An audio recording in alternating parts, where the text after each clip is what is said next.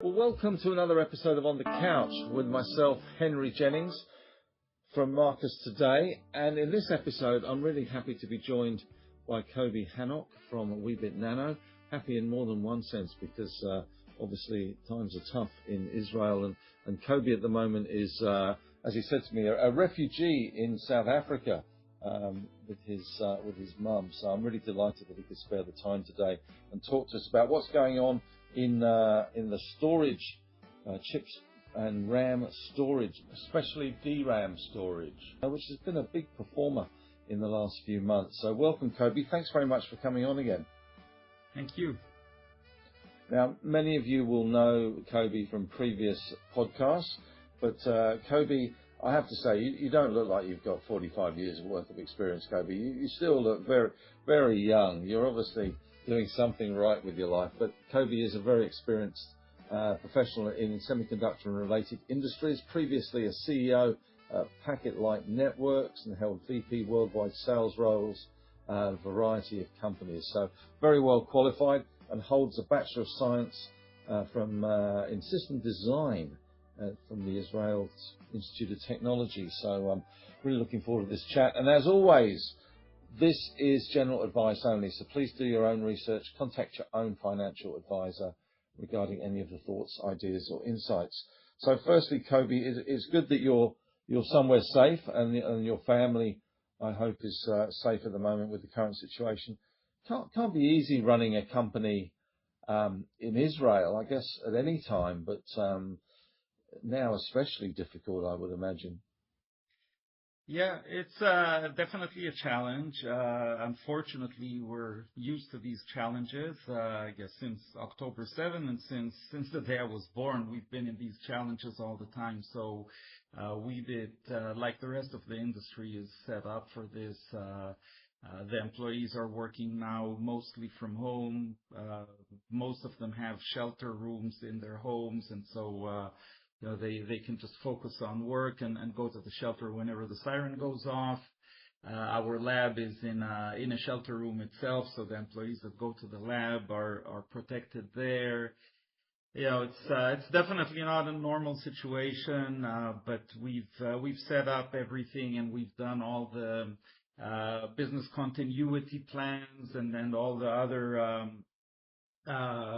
procedures for how we operate in these situations. So I think I can clearly say it's not affecting the work. And, if anything, the Israeli industry is always super focused on delivering and meeting the expectations, even more during these kinds of times. Sure. Well, I hope everyone stays safe there at the moment. Now, Kobe, it's fair to say that you guys, Weebit Nano's, had a pretty good run of recent times since we last spoke, which I think was probably about a year ago. And a lot's been happening. There's been, Ramageddon? Is that what we're calling it, with the shortage of ReRAM and storage? What's happening in the chip and the memory market at the moment? Well, I think you heard the term AI, right? So. Yeah, I remember that. There's that little thing there. There it is.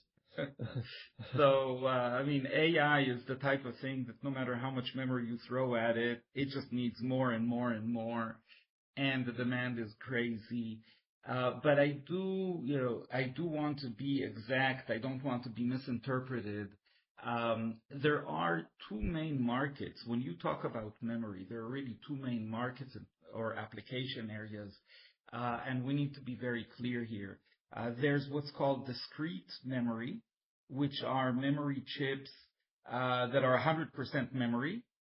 And that's right now, when people talk about this whole crazy situation, most of them are focused on the discrete chips, on what Micron and SK Hynix, etc., are doing.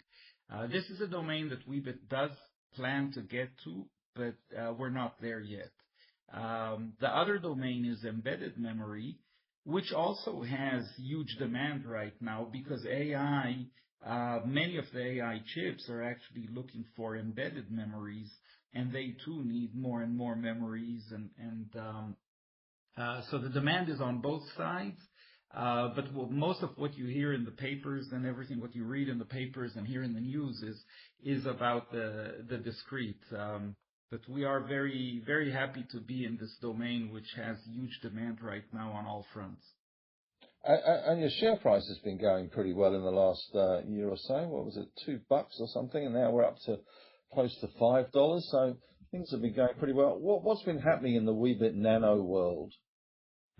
So we've really met a lot of very important and critical milestones along the way, technically, commercially, and financially. So I think we can say that on the technical side, the biggest milestone was about a year ago when we announced that we achieved AEC-Q 100 qualification. What that means is that we have shown to the market that we are meeting one of the toughest tests in the industry. We showed that our memory can operate 10 years at 150 degrees Celsius. So really harsh demands, and we showed very strong endurance results with that. And that really demonstrated to the market that this technology is ready for production, that we're not just talking, but we actually have real results. If you can meet those demands, you can meet basically any application demands already. So on the technical side, I think that was the most important achievement. On the commercial side, at the end of 24, we signed an agreement with onsemi, which is a major player in the power management field, in the automotive field. And then at the end of 25, we signed an agreement with Texas Instruments, which is already the #1 analog company and a very, very strong player in automotive and in many other domains. So those were two very, very important achievements, not only because of their financial or cash impact, but because of the impact on the market. When people see these kinds of names that are using our technology, obviously it makes an impact, and it makes it easier for other people to decide to work with us. We also, on the commercial side, started signing up the first product companies. So Weebit actually has two kinds of customers, and I'll remind quickly for those who don't remember how it works in how the business model works. We work, on the one hand, we license our technology to companies that manufacture semiconductors. We give them a manufacturing license. We bring them up to speed on how to manufacture it in their facility. And we then also license it to the product companies, to the companies that embed our memory into their system on a chip. And then those product companies go to the manufacturers and manufacture there. So TI and onsemi are actually a very rare case of companies that are called IDMs. They manufacture their own products. But we have been working with companies that are just product companies, and they're designing our technology into their chips. And that's a very important milestone because it means that the clock is now ticking towards getting royalties, and royalties are really what you want to get to when you're an IP company. And then, of course, there were the financial results, which you could have seen in terms of cash coming in. You can see the cash reports, and in the last half year, it was about $15 million coming in. You can see the revenue numbers that are ramping up. So overall, we're feeling very bullish. Weebit is in a very, very strong position in the market. We're the only independent supplier of ReRAM, and the demand, as you can understand already from the opening of this talk, the demand is really high, and it's a very exciting time. So, Kobi, in terms of Texas Instruments, what's the next step there? Is it just more of the same in terms of commercialization there and royalties, or what's the next step there in terms of the long-term revenue potential? So when we engage with a company like TI, we basically go into order of magnitude of 2-year project of ramping them up on how to manufacture our technology, manufacturing the first demo or test chips. Then we go into testing them and verifying that everything's okay, and eventually we go into qualification, which basically puts the stamp of approval that we're ready for mass production. So right now, we're in that phase with TI. TI being an IDM and obviously a company that has its own products that it's going to manufacture, their product teams are obviously involved, and we work with the product teams also so they understand how to, excuse me, how to embed our technology into their products. So there's a very intensive project going on with TI. Eventually, we will reach qualification and we will reach mass production and, of course, the royalty side and everything. So that's an important project. But as I said, in parallel, the impact of this agreement is not just the direct cash implications or revenue implications. It is the fact that TI is a very well-known name in the industry, a highly respected name, and so other companies are taking notice, and that's also an important part of it. Sure. Now you've guided to FY26 revenue of around $10 million. Is that right? What do we need to see happen in the second half to make that a reality? Well, we need to keep executing. Weebit is very conservative in the way that it recognizes revenue.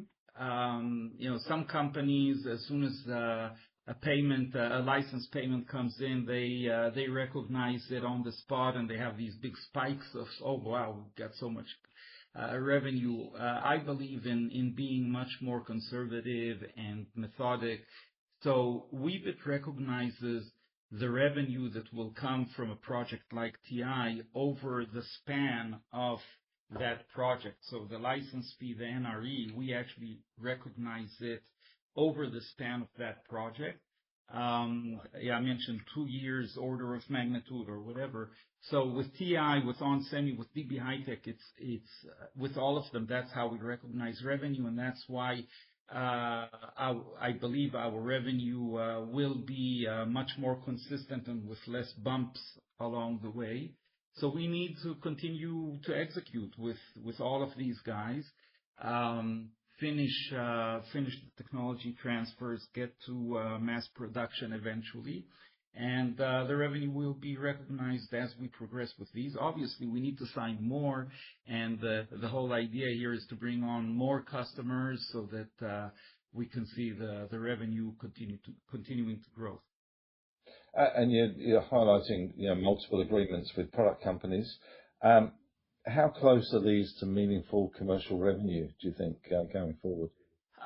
So the product companies, it's actually, in a different way, it's kind of similar to what we do with the manufacturers. A product company, when it decides to use our technology, it then goes into the design phase, and it needs to embed our technology into their design. Now, it really depends on what the product is. Some products are relatively simple, and you can finish the design maybe in half a year. Some products are much more advanced and complex, and it can take 1.5 years or 2 years to design. But I would say, on average, 1 year to design, and then they need to go and manufacture the prototypes, and they need to test the prototypes, and they need to get to the point where they feel that they're ready for mass production. And no matter how you look at it, you end up again with that magical number of about 2 years from the moment that they engaged with you until they reach mass production. So we're following up with the first ones. We're signing up more along the way, and we're really working on getting them to the point where they can go into mass production. In parallel, of course, we're pushing forward, especially now with DB HiTek, that we already achieved qualification. So on the technical side, Weebit has achieved the qualification with DB HiTek. Now DB HiTek needs to go through their internal process to actually announce mass production, but we're supporting them there as well. And hopefully we'll start seeing actual products going taping out and then going into mass production later as fast as we can. It's funny, isn't it? We think of technology as happening so quickly. It seems that every other week that NVIDIA is releasing a new chip, or there's some new advance in the AI chatbot world or the large language models. But it does seem as if things move slowly elsewhere. And I guess when you're gearing up for full commercial production, that's inevitable that there is not quite as huge a rush, I guess, to bring it through to production. Is that the case? Yes, I know it's an anomaly. People think of high tech as this thing that, oh my God, every year we have a new version of the iPhone, or we have a new version of this, and everything is moving forward so fast. The underlying infrastructure is so advanced and so complex that it actually is very, very difficult to move forward, and the manufacturing process. Again, I gave these in the past. I used to give these examples so that people would understand the complexities of semiconductors. The places where you manufacture semiconductors, the fabs, they need to be something like 100,000 times cleaner than where you do open heart surgery. Okay, just think about it, 100,000 times cleaner. They cost many, many billions or tens of billions of dollars to set up. The manufacturing process is so delicate and so difficult, and the machines there are just, they do magic. So the whole process and everything is very, very, very difficult, sensitive, and you want to bring in new technology into it. You need to be very careful about how you do it. The manufacturing process itself, by the way, is normally, when I want to manufacture a new chip and I send it to the fab, it will take between 4 and 6 months to get it back. If I really pay a lot of money and rush it and whatever, I might get it after 3 months, but that's already very extreme. So it's not easy to manufacture semiconductors. It's not software that I click a button, I compile it, and after whatever minutes or an hour, I get a new result. And it is challenging, and people need to understand this is something that takes time. On the other hand, once you are in there, and that's something that people should understand, when someone signs an agreement with Weebit, when a manufacturing facility signs with us an agreement, this is for decades. Okay, this is literally an agreement for decades. Because just like it's so hard to bring us in, it's almost impossible to take us out. Once companies start manufacturing products with our technology, in the automotive industry, many countries have a requirement that you keep spare parts for 17 years. People will need to continue to manufacture these chips for a long, long time. Many of these chips do stick around for a long time. Once companies learn how to use ReRAM and embed it into their design, it's hard to move to something else. So it is hard for us to get into the market, and you can see how long it's taking us to close these deals and to move forward. On the other hand, it's very important to understand, once we're in, and we're in for a very long time. And as I said, the agreements with these fabs are agreements that last decades, literally. And in terms of your memory, the DRAM, and the AI uses that it can be put into, what's the focal point? You talk about car parts being kept for 17 years. What's the focal point, I guess, of the commercialization of your storage chips? So I guess 2 points just to clarify. First of all, our technology is called ReRAM. DRAM is another one, so just to make sure that we don't confuse people. I'm getting the RAMs confused. There are many different types of RAMs, and DRAM is actually a volatile memory, so it's a completely different type of thing. But ReRAM has many advantages. So in general, before I go into the AI side, in general, practically every application needs a non-volatile memory. At the end of the day, any application has what I call the magical moment that people turn it on for the first time. And that device needs to have some software on it, needs to have some data on it, and that has to be in a non-volatile memory. Up to now, people have been using Flash, but Flash has a lot of limitations. So our ReRAM is orders of magnitude faster, orders of magnitude lower power. It is cheaper to manufacture than Flash. It's very important to remember we have that advantage as well. We can go down to the small geometries, etc., etc. We have a lot of advantages over Flash, and that's why no matter which application you'll talk about, we have a list of must-have reasons why ReRAM is better than Flash and why you should use ReRAM.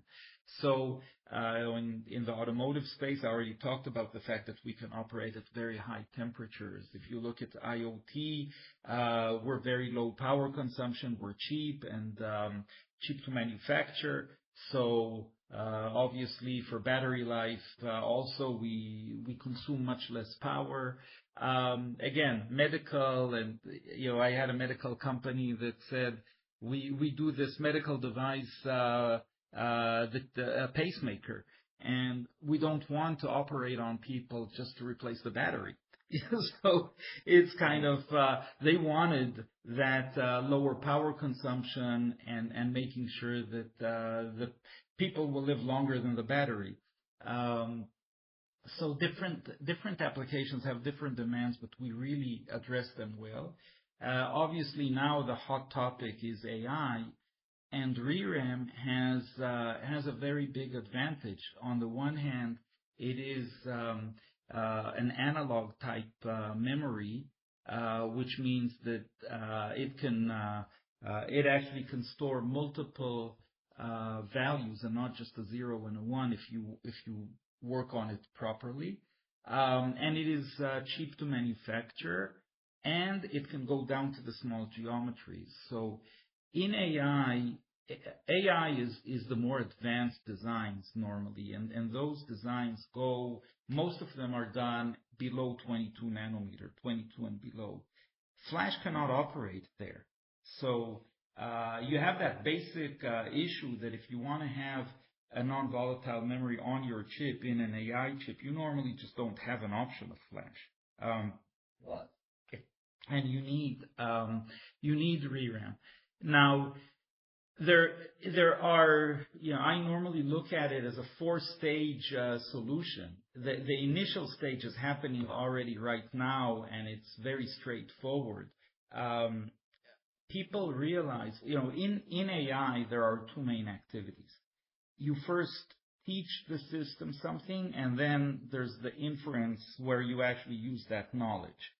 The inference is, I think today there's a consensus already. It needs to be done in the edge devices. It needs to be done in all of those devices that are out there. You want fast reaction. You don't want them to send the data to a data center and wait for a response, etc.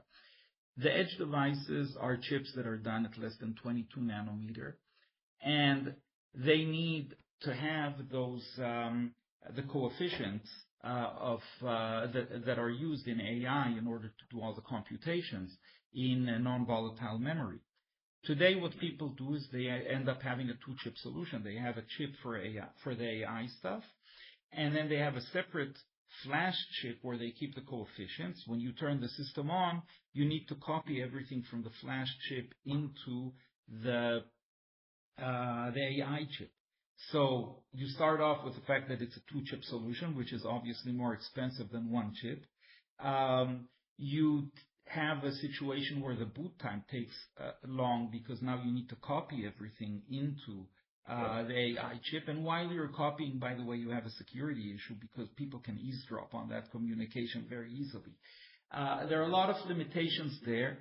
If you would put a ReRAM into that AI chip, now you don't need the flash. You have a 1-chip solution. It is instant boot without that security issue.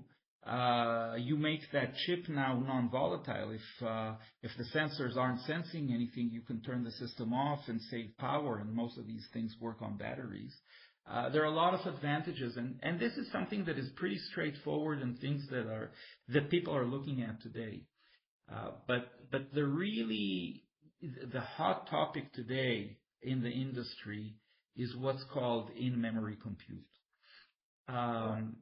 The thing about computers is everyone's been using what's called the von Neumann architecture for decades, for many, many decades now. You have a processor or some compute engine, and you have a memory, and the processor needs to keep taking data out of the memory and operating on it, etc. Now, all of that data movement between the memory and the processor, that's where most of the power consumption goes. That's where most of the time is spent. And that's a huge waste. In the case of AI, most of the computation that is done is actually matrix multiplication. So it's a very specific type of activity. And for that specific activity, you can actually rig the memory in a way where this matrix multiplication is done in the memory itself, and the data doesn't need to move anywhere. So you end up having a solution which is orders of magnitude faster and lower power consumption. And if you read anything about AI, the biggest issue with AI right now is power consumption. So, in-memory compute is going to make a huge impact both on the learning side and on the inference side. And ReRAM is a great solution for in-memory compute. Weebit recently announced we set up an AI division in the company. We've been researching this, by the way. Go back to our announcements from 2018, 2019, and you'll see how many announcements we already had then about working on in-memory compute and learning the topic. So this isn't new for us. We've been waiting for this to happen. And now we're defining the offering that we'll have in this space to the market. We're working with customers on it.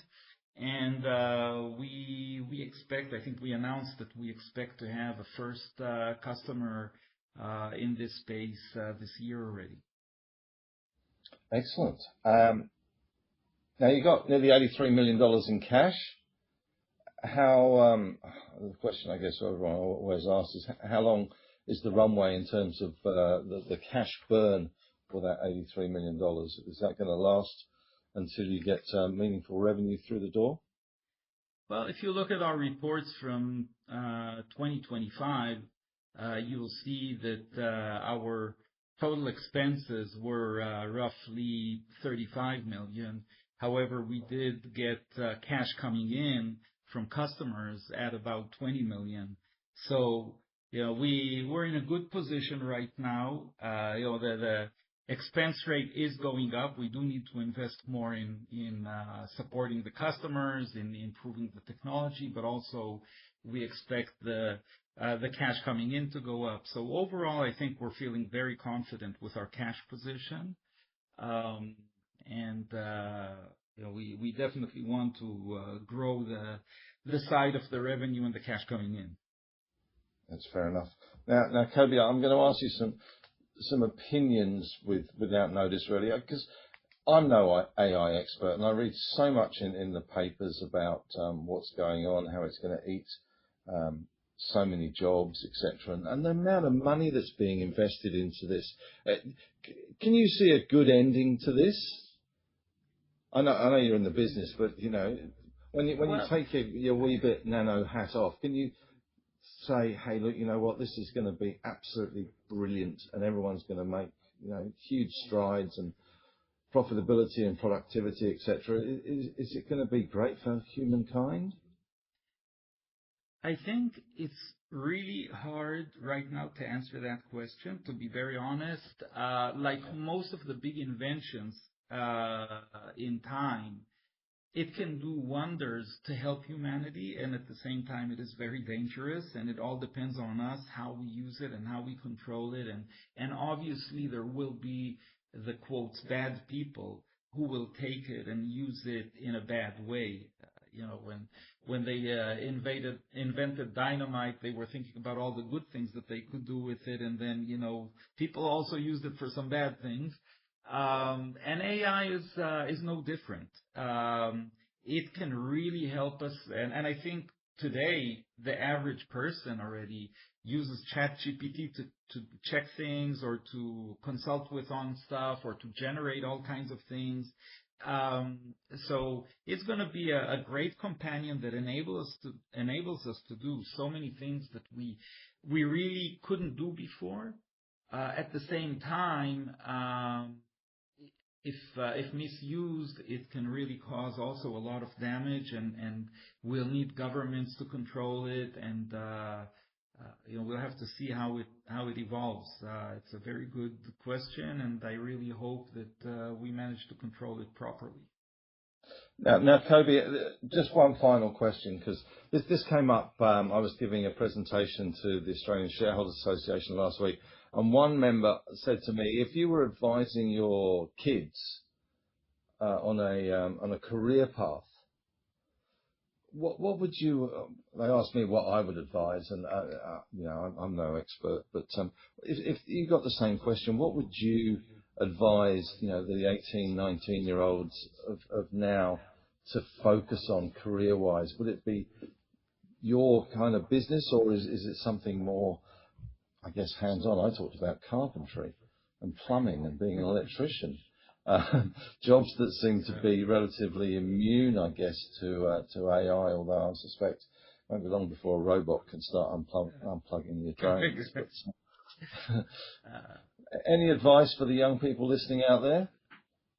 I think that, yes, the tasks which are, relatively easily replaced by AI, and today, I guess, we're seeing the impact on the software market, where we used to always say, "Oh, go into the software market. That's a very safe bet," and etc. And now AI can generate the code for you. And in many tasks, I think we're going to see AI going into more and more. I would say, well, I'm in the semiconductor space, and again, the whole manufacturing of semiconductors, and this is a domain which, that Weebit has 19 PhDs in chemistry and physics who are working on this technology and experimenting, and there's so much experimentation that needs to be done, and so much. It's harder for me to see the AI getting into this, the whole semiconductor manufacturing and everything that fast, but who knows? Yeah. I would say, it's a challenge right now. But many of these traditional jobs, maybe the jobs that are not so easy to learn fast, I think those are the ones that I would look at.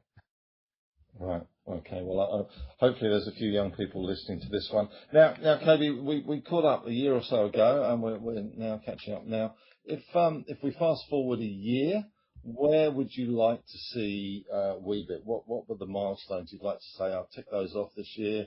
We're well advanced. We've got more money coming in royalties and commercial revenue. Is that what you'd like to see, or is it something else that really pops up on your radar as the major achievement you could knock off the list this year? Well, just like I analyzed last year, and I said there are 3 domains that are important for me. On the one hand, we obviously, on the financial side, we want to sign, or the commercial side, let's say, we want to sign more customers. We really want to ramp up the activity in the market and have it reflected on the financial side, and see more cash coming in from customers and the revenues and everything.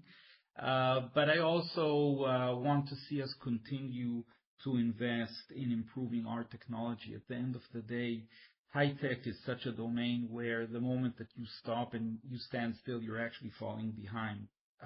So you need to constantly improve. I want to see Weebit recognized as, hands down, no questions asked, the best ReRAM technology in the market.